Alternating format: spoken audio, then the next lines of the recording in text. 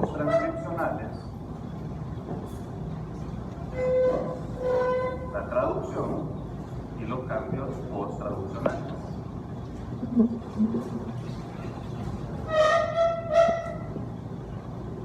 Bien, lo primero es la transcripción. ¿Qué es transcribir? Es cuando ustedes copian un texto nada más, ¿cierto? Cuando ustedes transcriben un texto, entonces sencillamente lo están copiando. Entonces, por ejemplo, lo pueden copiar de un cuaderno a la pantalla de la computadora. El lenguaje es el mismo, los símbolos son los mismos, el mensaje es el mismo. ¿Qué es lo que cambia? El soporte nada más, ¿cierto? El medio, el soporte, eso es lo que cambia. Entonces, o sea, lo pasaron del cuaderno, que eran páginas, lo pasaron a un medio digital, pero lo demás sigue siendo lo mismo. Eso se llama transcribir. Entonces, la transcripción es simplemente la copia de un gen en un ARN mensajero. O sea, un gen es copiado en un ARN mensajero. Eso es todo. Hay una de las dos cadenas que sirve de molde para originar la copia. ¿Cuál de las dos cadenas es? ¿Cómo se llama la cadena? O sea, son dos cadenas de ADN, ¿cierto?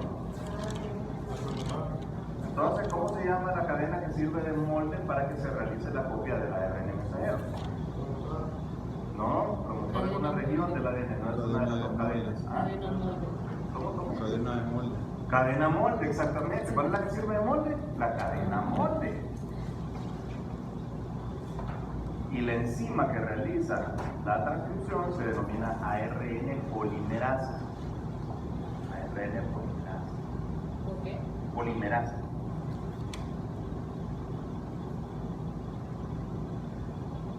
Entonces, ¿qué va a hacer la ARN polimerasa? Va a ir al sitio de inicio de la transcripción. Y si el sitio de inicio de la transcripción es un nucleótido que es una timina, entonces, ¿qué va a poner la ARN polimerasa ahí? ¿Qué va a poner? ¿Qué nucleótido va a poner ahí? Guanina. Timina. Una- Adenina. Si es una timina va a poner una adenina, porque es el complementario, pero una adenina de ARN. ¿Verdad? Entonces va a venir la ARN polimerasa, ¿verdad? Va a leer el primer nucleótido, el primer nucleótido va a decir que es una timina. Entonces voy a buscar una adenina, y vamos a ver, aquí hay una adenina, ¿verdad? Adenina trinucleótido. Y entonces, bueno, la vamos a ver. ¿Verdad? Y luego sigue y lee la segunda. Y dice, bueno, aquí hay una adenina en el segundo nucleótido. ¿Qué voy a poner ahí la primera? Guanina. ¿Ya qué? Me perdí. Ya leyó el primer nucleótido y ya puso una adenina, ¿verdad? Lee el segundo y ve que el segundo es una adenina. ¿Qué nucleótido va a poner? No.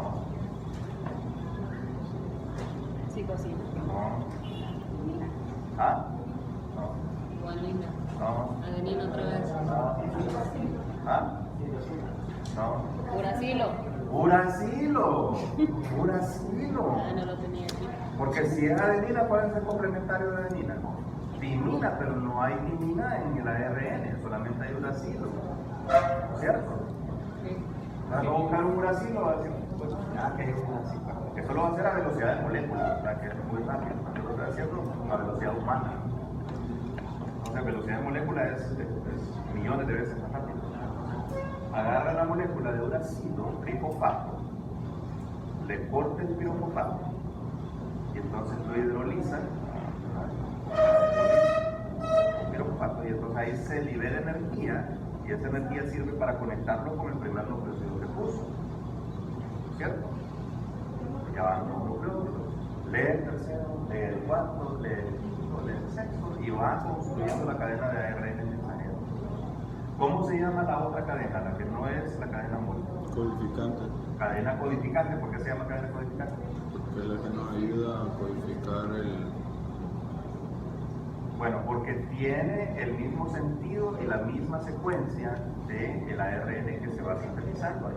¿Verdad? a tener la misma secuencia, pero se llama codificante, pero no se está utilizando para el proceso. Nosotros lo utilizamos para estudiarlo, pero no para el proceso. Bueno, entonces, ¿hasta dónde va a llegar ese proceso? ¿Dónde se va a detener? ¿Dónde se va a detener? Ustedes ya saben eso, porque ya vimos las partes del gen. Entonces, ¿dónde se va a detener? ¿Dónde? Sitio de terminación o finalización de la transcripción. ¿Verdad? Que ese es el último núcleo. Y una vez que llega ahí, entonces la cadena de ARN mensajero queda libre. Y la molécula de ARN polimerasa queda libre. Pero antes de eso, los diferentes genes se transcriben en diferentes tasas. O sea, la tasa de transcripción es diferente para cada gen. ¿Por qué? Porque la cantidad de ARN es el principal factor que afecta la cantidad de proteína producida. Mientras más ARN hay, más proteína se va a producir. O sea, es el principal sitio de regulación de la cantidad de proteína. Más ARN, más proteína. Y claro, la célula necesita diferentes cantidades de proteína de cada una. ¿Cierto? Cada proteína se necesita una cantidad específica. Entonces, dependiendo de la cantidad de proteína que necesita la célula, así va a ser la tasa de transcripción. Entonces va a haber genes que se van a transcribir la tasa de transcripción, o sea, el número de ARN mensajeros que se va a producir por unidad de tiempo, que se denomina tasa de transcripción. Entonces, el número de ARN producido por unidad de tiempo va a ser mayor para algunos genes que para otros. Esa tasa de transcripción va a ser variable según el gen. Y no es porque la velocidad en que se transcribe sea diferente, porque la ARN polimerasa siempre transcribe a la misma velocidad, sino porque un gen puede estar siendo transcrito simultáneamente por varias moléculas de ARN polimerasa. O sea, digamos que aquí tenemos el gen. Entonces, por ejemplo, aquí viene una moleculita transcribiendo, aquí viene otra, aquí viene otra, aquí viene otra, y aquí ya se soltó. Y digamos, tenemos otro gen que tal vez aquí viene una molécula y aquí viene la otra. Tiene una tasa de transcripción lenta y esta una tasa de transcripción más rápida, ¿cierto? Porque es el número de moléculas que están transcribiendo un mismo gen simultáneamente el que determina la tasa de transcripción. Los genes que tienen la tasa de transcripción más alta de todo el genoma son los genes del ARN ribosomal, que se encuentran en un montón de repeticiones. Ya vimos eso, se encuentran un montón de repeticiones en los cromosomas 13, 14, 15, 21 y 22. Pero también son los genes con más alta tasa de transcripción. Y cuando ustedes ven con el microscopio electrónico, van a ver algo así como, parece arbolito. La tasa de transcripción es altísima.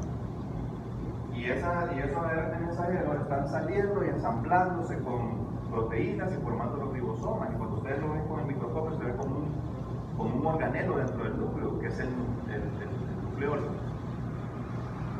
Porque la tasa de transcripción es bastante alta y es un proceso bastante abundante dentro del núcleo. Bien, entonces, ¿qué dijimos? Hay una parte del gen que es sumamente importante para la transcripción. Sin esa parte del gen no hay transcripción. ¿Cuál es?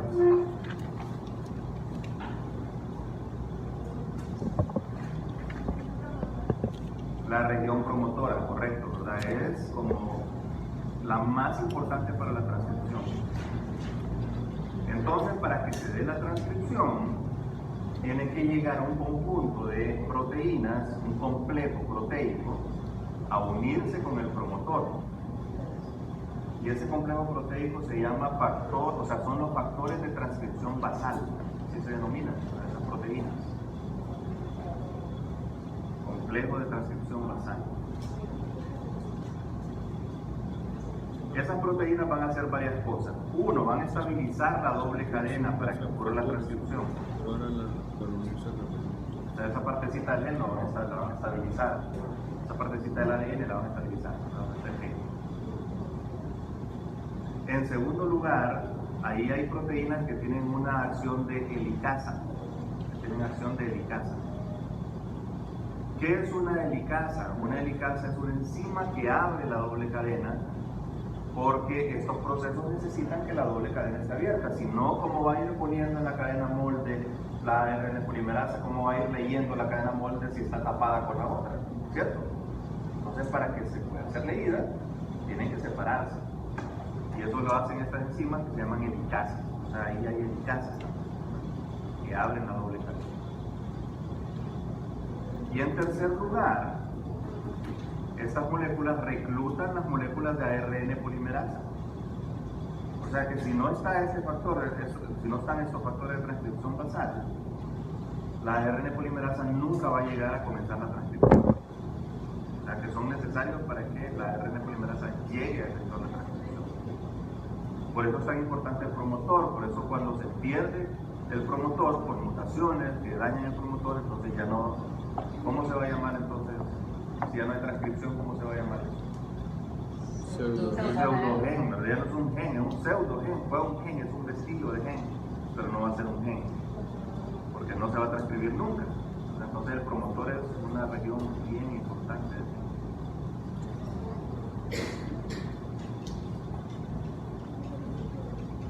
Bien, entonces, una vez que están ya estos factores de transcripción, ya puede llegar la ARN polimerasa y hacer la copia del ARN mensajero, ¿verdad? Y van saliendo las moleculitas de ARN mensajero. Ese ARN mensajero que sale de ahí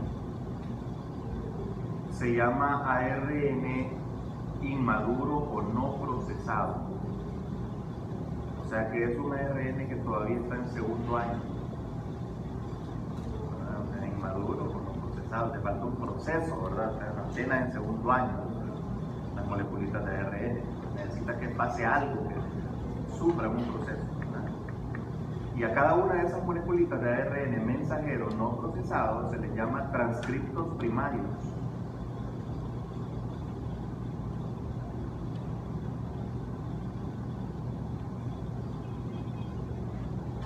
Bien, el núcleo celular está lleno. ¿Qué tiene el núcleo celular? Tiene cromatina, ¿verdad? Tiene un montón de proteínas que forman parte de la cromatina y de otros procesos dentro del núcleo. Y también tiene ARN, está llenito de ARN. Y todo ese ARN que está dentro del núcleo se denomina ARN heterogéneo nuclear. ARN heterogéneo nuclear. Bien, ahora les voy a hablar de unas enzimas que se llaman nucleasas. Nucleasas se llaman estas enzimas. Las nucleasas son enzimas que hidrolizan los ácidos nucleicos. Hay dos tipos de nucleasas de ADN y nucleasas de ARN.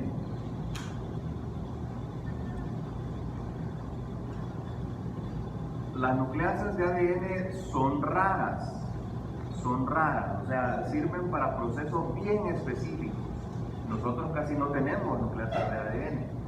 ¿Por qué? Porque el ADN no tiene que ser destruido, ¿cierto? El ADN tiene que ser estable, no puede ser destruido, es un almacenamiento de información, como ya vimos, entonces tiene que ser bien estable. Entonces no producimos muchas nucleasas de ADN, excepto para razones puntuales, para procesos bien puntuales. Nucleasas de ADN podemos ver, por ejemplo, en las bacterias sí producen algunas nucleasas de ADN que se llaman endonucleasas de restricción.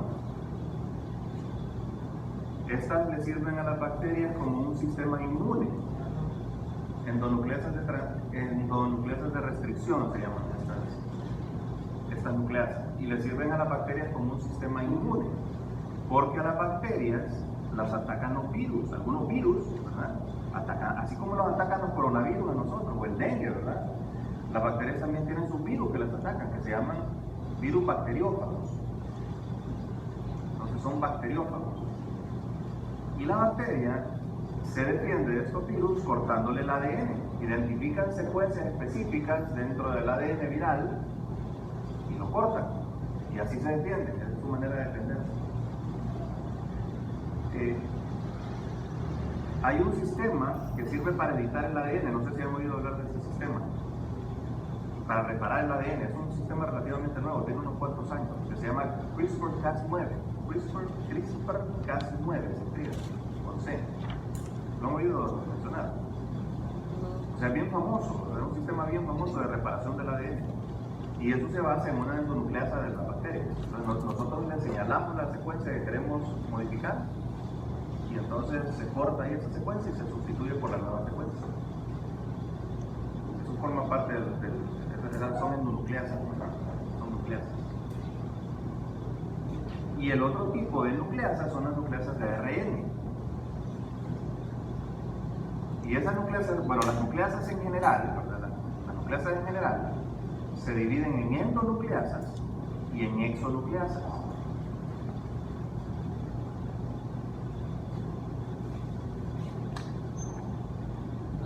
Las endonucleasas cortan el ADN en sitios dentro de la molécula, ¿verdad? Hidrolizan, separan los nucleótidos dentro de la molécula. Se llaman endonucleasas. Por ejemplo, de las que les mencioné, las de las bacterias, las endonucleasas de restricción son de este tipo. Y el otro tipo se denomina exonucleasas. Las exonucleasas hidrolizan el primero o el último nucleótido.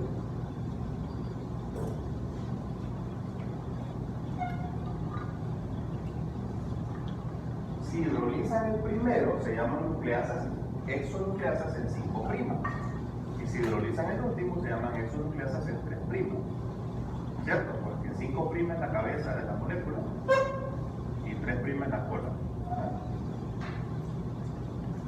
Bueno, entonces resulta que esas exonucleasas son muy abundantes dentro del núcleo celular y dentro de la célula. Son muy abundantes. Entonces todo ese ARN que se está produciendo ahí en el núcleo celular, la mayor parte es destruido por las exonucleasas. Las exonucleasas son como carniceras, ¿verdad? Están esperando que salgan las moleculitas. Y me imagino yo cómo se ríen las exonucleasas, ¿verdad? Como que tuvieran un machete o un cuchillo, ¿verdad? Para descabezar a las pobres moleculitas de ARN mensajero que vienen saliendo. Y entonces, son como carniceras. Pues imagínense ustedes un filete así, ¿verdad? Y eso el carnicero, como si fuera filete de miñón, partido en rodajitas. Parte el primer nucleótido y después parte el segundo, después el siguiente y el siguiente, hasta que deshace completamente la destruye completamente. Y la pobre moleculita de ARN mensajero recién nacida, imagínense, que no se sabe defender, la destruye completamente. ¿Por qué creen que sucede esto? ¿Cuál podrá ser el objetivo? ¿Cuál podrá ser el sentido de que haya tanta destrucción? O sea, crear ARN es costoso desde el punto de vista energético, ¿cierto? Se gasta energía. Entonces, ¿para qué creen ustedes que hay tanta destrucción de ARN? Solamente sobreviven a la acción de las nucleasas más o menos el 25% del ARN nuclear. El resto es destruido. ¿Para qué creen ustedes? O sea, ¿qué sentido tiene destruir?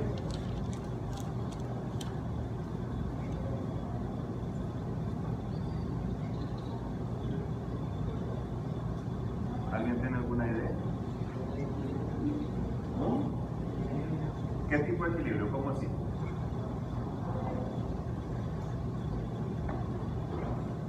Es posible que tengan la idea, ¿verdad?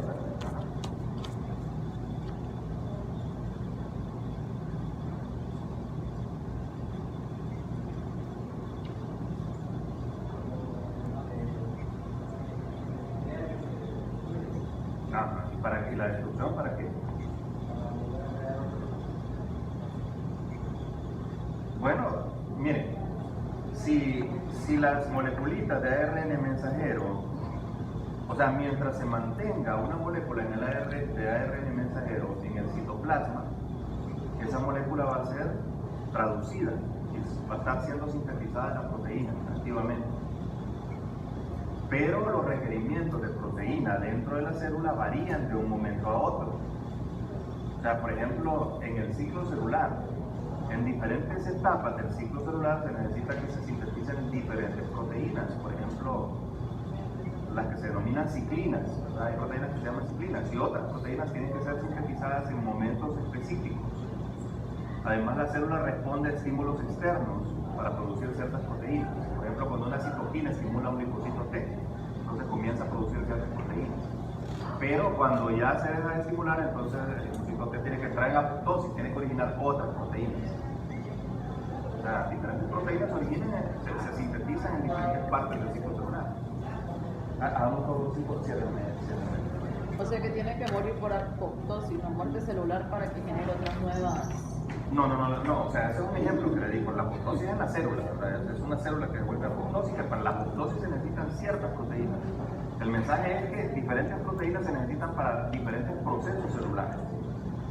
Entonces, cuando imagínense ustedes que no hubiera destrucción de ARN, si la proteína se dejara de necesitar, entonces disminuye la tasa de transcripción. Ese es un sitio de regulación. Pero de nada serviría si esos ARN mensajeros siguen intactos, porque la proteína se sigue produciendo. Entonces se tiene que producir y para cesar la producción de proteínas se tiene que destruir. Entonces las dos cosas tienen que las dos son formas de regulación, ¿verdad? La síntesis de proteínas, la síntesis de ARN mensajero y la destrucción del ARN mensajero también. Y se ha demostrado que cuando una proteína se necesita más, entonces la destrucción de ese ARN disminuye. No se conoce por qué mecanismo, pero hay una menor destrucción de ese ARN. El ARN que se necesita más se destruye menos. Entonces es un sitio de regulación también, es la regulación de la cantidad de proteínas. En primer lugar tenemos la tasa de transcripción, en segundo lugar la destrucción de la proteína. Bien, entonces, ¿cómo es el proceso de maduración de estos ARN? Hay 3 pasos para que madure un ARN mensajero. Son 3 pasos. Recordemos que ahorita está en segundo año el ARN mensajero, necesita un proceso de maduración. El primer paso es la adición enzimática de un capuchón de 7-metilguanosina. Se le adiciona a la molécula en el extremo 5' un nucleótido que es una guanina, pero es una guanina metilada y se llama 7-metilguanosina.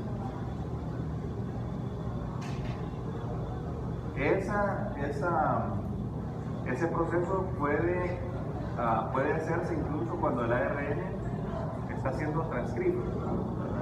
Está siendo transcrito y se le está poniendo el capuchón de 7-metilguanosina. En segundo lugar, se le adiciona enzimáticamente a la molécula una cola de poliadeninas. O sea, unas 200 adeninas más o menos se le adicionan en el extremo 3'. Y fíjense que estas adeninas han resultado bien convenientes para los biólogos moleculares, porque los ARN son muy difíciles de estudiar. La vida media de un ARN anda entre 7 y 9 minutos, más o menos, y luego destruido, por el montón de nucleasas que hay. Entonces, los ADN son fáciles de estudiar. Podemos estudiar ADNs en pequeñas cantidades. Por ejemplo, podemos amplificar algunos sitios del ADN de la saliva que hay en un cigarro, o alguien tomó un bote y de esa salivita que quedó ahí podemos amplificar el ADN. O podemos estudiar ADN antiguo, por ejemplo, de los neandertales, de los decenovanos, ¿verdad? Porque el ADN es más estable y es un poquito más fácil de estudiar. Pero los ARN que se están destruyendo, o sea, son más difíciles de estudiar. Pero estas colitas de poliadeninas le han servido a los biólogos moleculares para que creen sondas con los que puedan pescar, ¿verdad? O sea, lo que hacen es unas sondas de poliuracilo y entonces pescan los ARN mensajeros y a partir de ahí los secuencian. ¿verdad? O sea, los poliuracilos se pegan a las poliadeninas y entonces el resto del ARN mensajero se secuencia. Eso es lo que hace. Bien, entonces ese es el segundo cambio. El tercer cambio que ocurre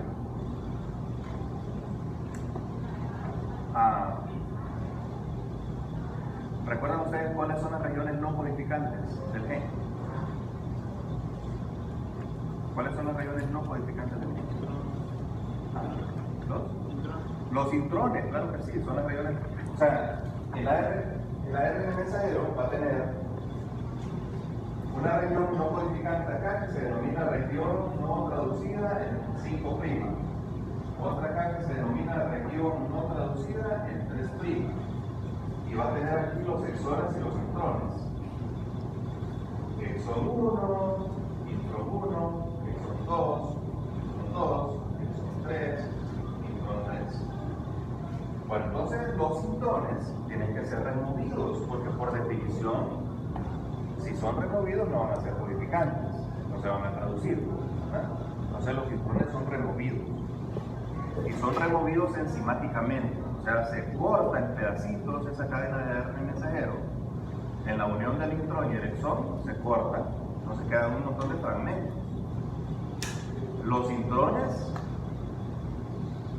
¿verdad? No sirven para nada, los intrones se desechan y los exones se vuelven a pegar, Y entonces queda una cadena mucho más pequeña, sin intrones. Los intrones en general son más grandes que los exones, siguiendo la norma de que el ADN no codificante es más abundante que el ADN codificante. Los intrones son más grandes, porque pueden acumular duplicaciones, pueden acumular ADN que no sirve para nada y sin ninguna consecuencia. Entonces son más grandes. O sea que si teníamos una cadena de este tamaño, claro, a escala, ¿verdad? Pues las moleculitas son chiquitas. Entonces va a quedar un ARN mucho más pequeño. Y a ese proceso se le llama, en español se le llama corte y empalme. En español se le llama corte y empalme, pero preferimos usar el término en inglés, que es splicing. Se escribe así.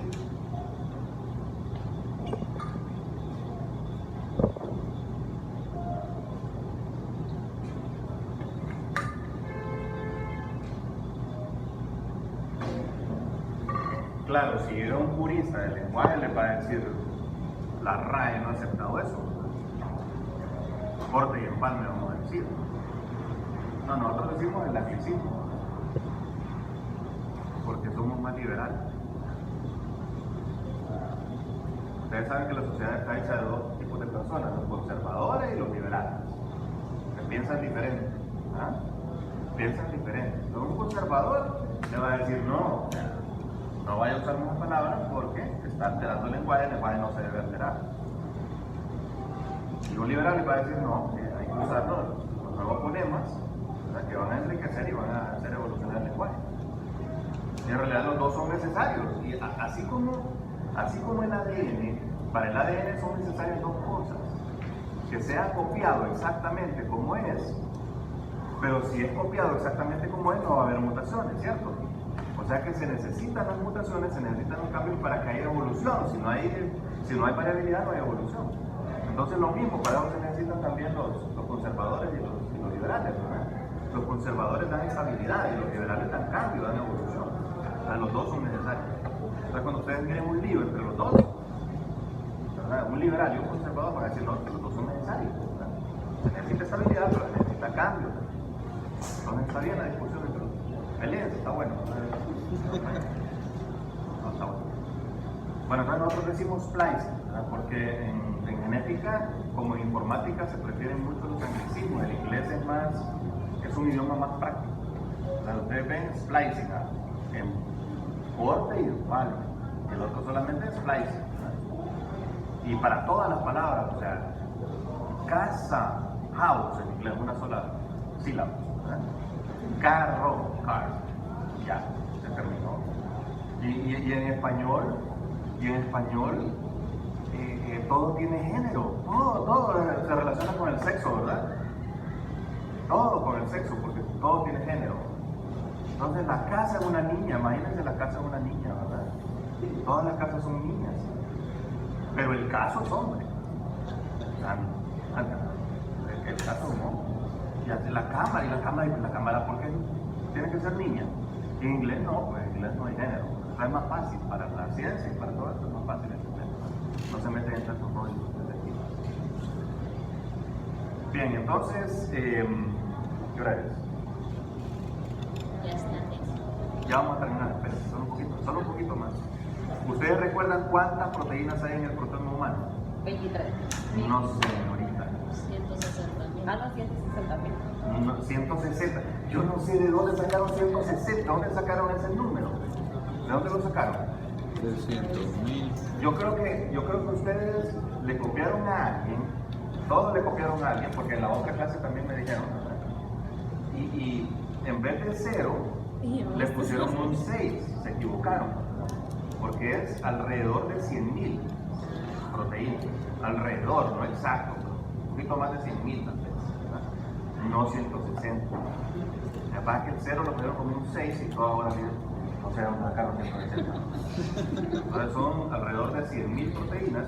¿Y cuántos genes hay que codifican para proteínas? 300.000. Entre 19 y 20.000. ¿Verdad? Y no se preguntaron ustedes por qué hay más proteínas que genes. ¿No se habían preguntado ustedes? Un gen codifica para ver proteínas. Un gen codifica para varias proteínas. ¿Por qué? Por su forma dijimos que iba a tener diferentes funciones. Bueno, yo les voy a decir por qué un gen puede codificar para diferentes proteínas. Digamos, para este gen, el splicing va a originar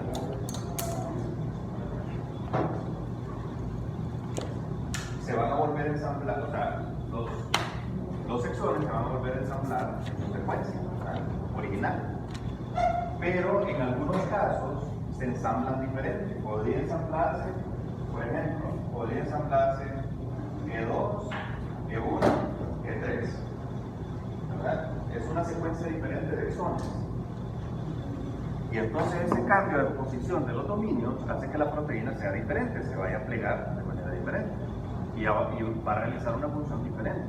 Aunque la secuencia de los exones es la misma, la secuencia dentro de cada exón de nucleótido va a ser la misma, la secuencia de exones va a cambiar y eso va a hacer que la proteína se pegue diferente.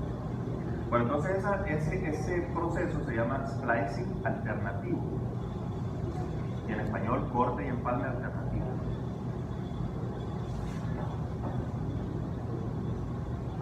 Dos proteínas que salen de esa misma secuencia, pero por splicing alternativo, o sea, por ejemplo, la primera y la segunda, ¿verdad? Van a originar dos proteínas ligeramente diferentes, con diferente función, y se van a denominar isoformas. O sea, las isoformas son proteínas que vienen del mismo gen, pero que han sufrido el proceso de splicing alternativo.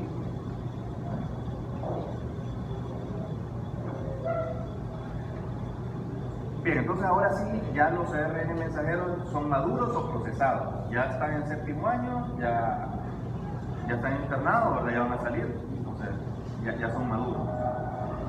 Y entonces, ya con este proceso, ya pueden salir por los pequeños poros. Recuerden ustedes que el núcleo tiene una membrana con dos capas, pero en esa membrana hay un montón de poritos. Entonces los ARN mensajeros maduros ya salen al citoplasma para ser traducidos. Y para mañana, para que comencemos a estudiar la traducción, entonces van a buscar ustedes en su computadora, van a buscar código genético y van a encontrar imágenes, un montón de imágenes van a encontrar. Unas son un circulito, otras son un cuadradito, unas son de colores, otras son en blanco y negro, pero todas son la misma cosa, el código genético. Entonces ustedes o lo van a escribir en el cuaderno o van a imprimirlo y lo van a pegar en el cuaderno. Esa es una sigla, ¿verdad? Sí. Los tripletos. Entonces ese es el código genético, eso es lo que vamos a comenzar a estudiar mañana. Bien difícil. ¿El qué? Ese código genético. No, pero no tienen que sabérselo, o sea, con tal de que lo tengan ahí. O sea, lo vamos a ver las características del código genético, las características de la traducción. Y para eso necesitan ustedes ese ese cuadrito, ¿no? Y nos vemos mañana. Sí.